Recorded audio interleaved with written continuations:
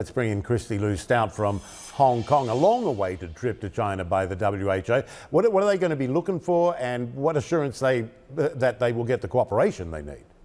Yeah, those are the key questions at this moment. And on Friday, we did hear from the World Health Organization. They said that this two-person advanced team was en route to China to set up a long-awaited probe into the origins of the coronavirus and the coronavirus pandemic. It is now Monday here in Asia.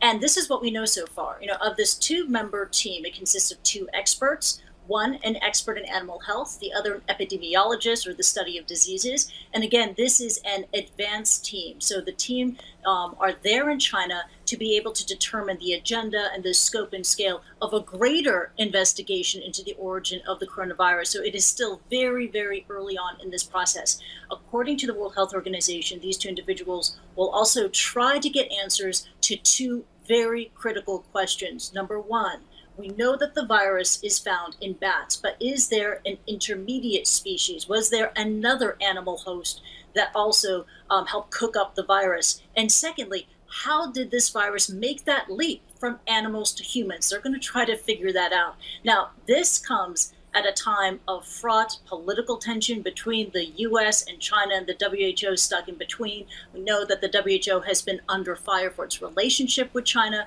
We know that the United States, under US President Donald Trump, is withdrawing from the World Health Organization. In fact, it plans to withdraw effective July of 2021, after arguing that the WHO, according to the United States under President Trump, is too close to China, and that the WHO didn't do enough to question China early on in the health crisis as it was percolating in December and January earlier this year.